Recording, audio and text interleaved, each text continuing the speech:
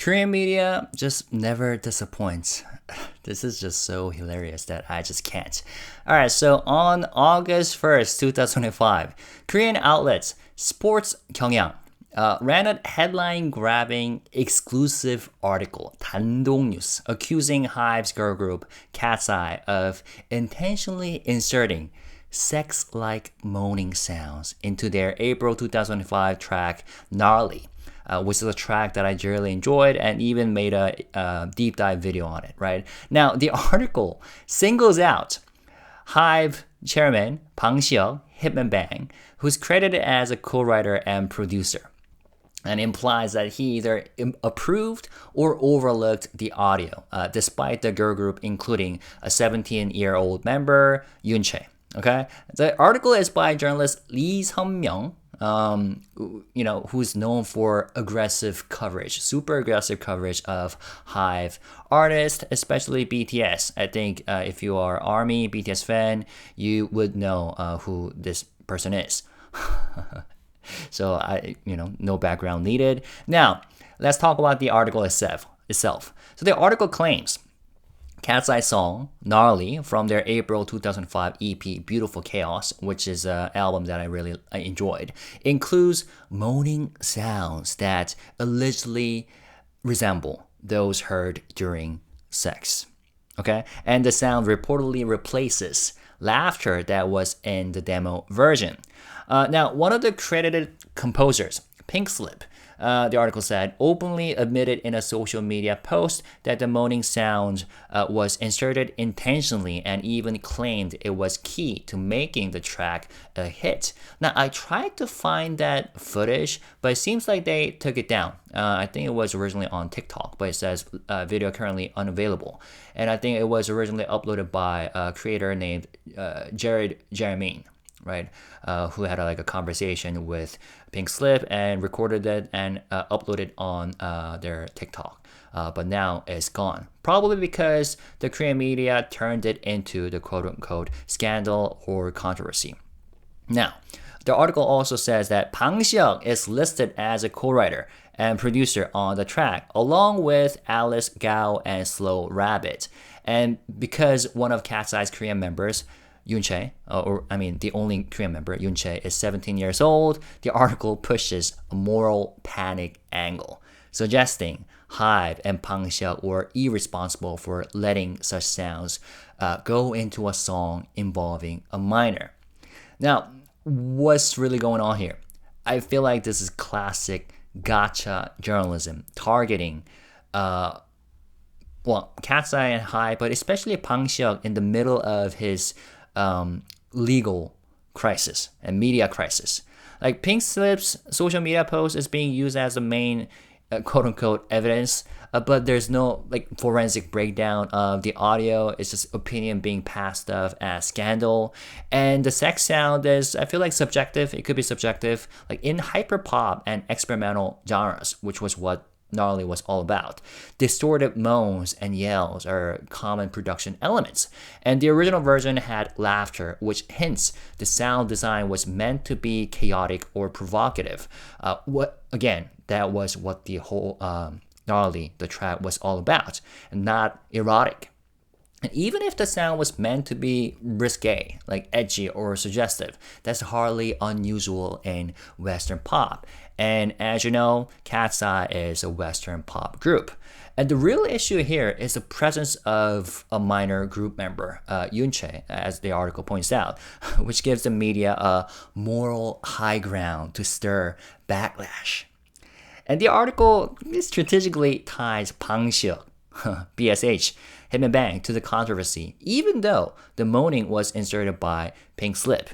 There's no actual code or evidence showing Bang Si-hyuk personally approved or even heard the final version with the sound, but the article presents it like he's complicit. So there we go, Lee Seon-myung. So let's take a moment now to look at how the Korean press covered this.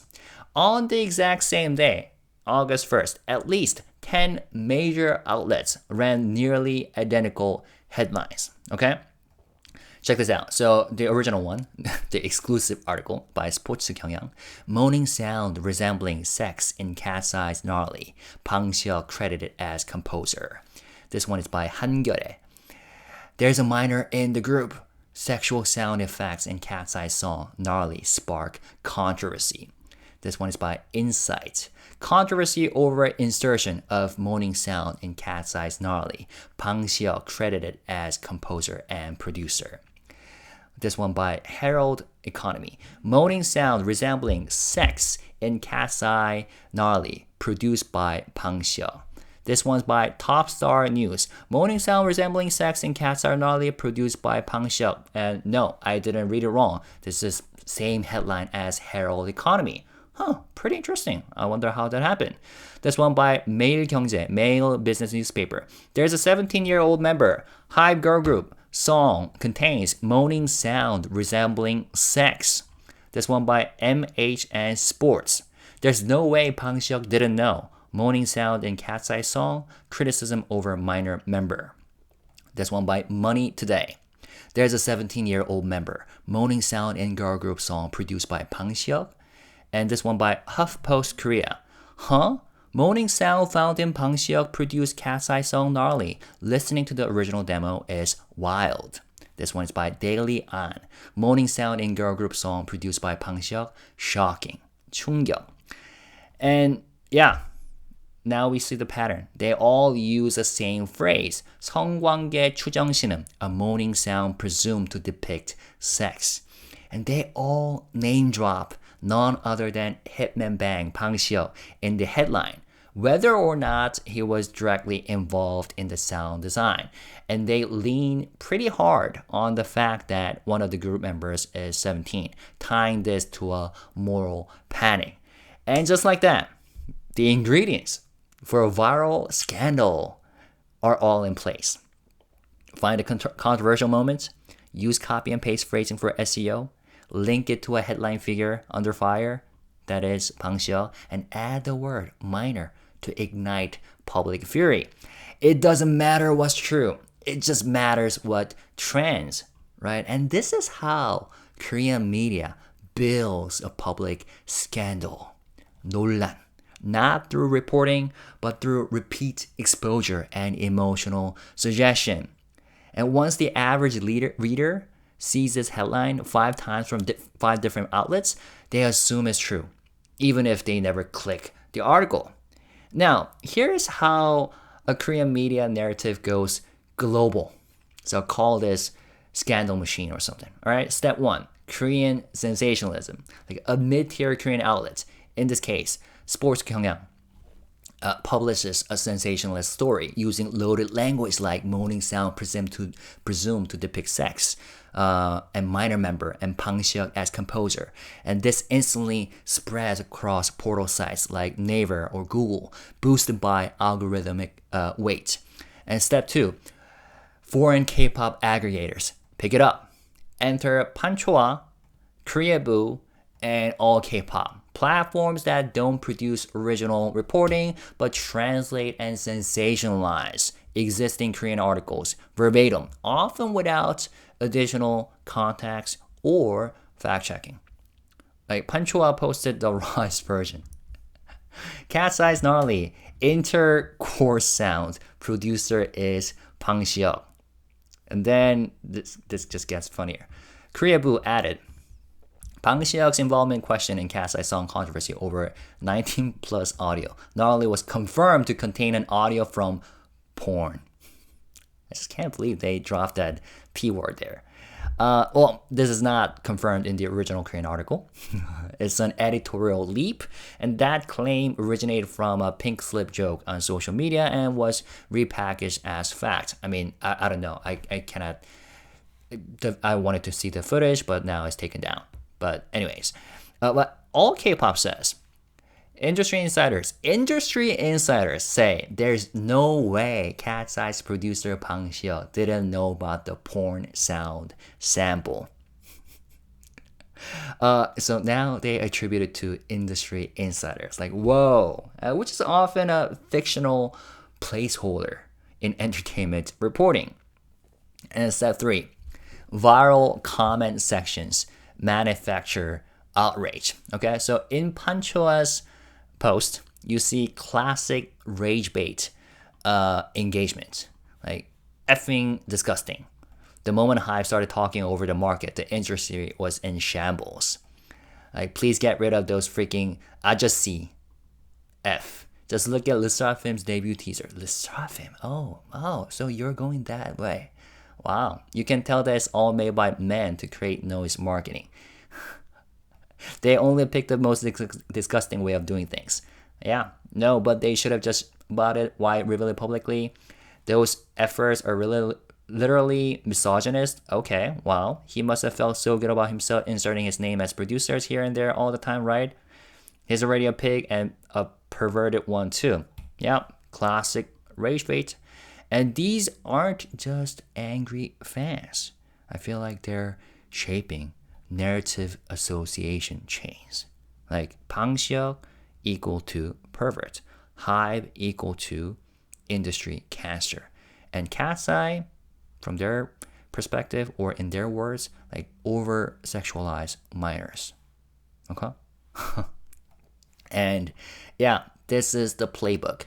And it happens every time. Like a Korean outlet writes a borderline defamatory article with no clear proof, and foreign K-pop sites like Panchoa and Koreaboo and all Kpop then translate and escalate it, injecting language like porn audio and perverted producers, and comment sections turn into a moral courtroom. And suddenly, Bang Si-hyuk, who probably had little to do with the one vocal layer, I don't know, who knows? But anyways, as a result, his is trending for all the wrong reasons. And the goal isn't justice. The goal is always clicks, like narrative control, and slowly chipping away at a corporate empire that is HYBE, that certain groups want to see fall, including some media factions. And when you hear moaning sound and minor in the same sentence, your brain turns off. That's how they win. And now you might be wondering, why is this such a big deal all of a sudden? Why is this blowing up now? And it's not just about sound effects. It's also about timing and narrative and who's holding the pen. So here's the thing. The two loudest headlines about the so-called sex sound scandal came from Sports Gyeongyang, who dropped the exclusive piece first, and 한겨레. Okay, these are top two. Both written by reporters who are known to be openly sympathetic to none other than Minijin. Okay, 한겨레's Lee Jung-gu even wrote a viral editorial defending. So first, I made a video about Lee Sun-myung before, I think last year, and Lee Jung-gu even wrote a viral editorial piece defending New Jeans after their controversial comment that the Korean nation is making us into revolutionaries. Okay, the article, strange overheated reporting surrounding New Jeans. How long has it been since Kim Se-ron left? Yeah, Lee Jung-gu really name dropped Kim Se-ron, who committed suicide, and in the same sentence as New Jeans. And just a reminder, this is a journalist who framed eyelids,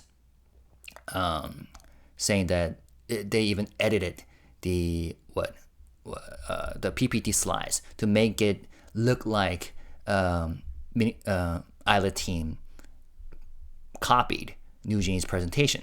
The hands of my circles. Remember this video? Anyways, so yeah, this time it was again Lee Jung-gu and Lee Sun-myung. And Lee Jung-gu in particular, he criticized the Korean public for missing the point and attacking young artists, suggesting deep sympathy for New Jeans and by extension, Minijin.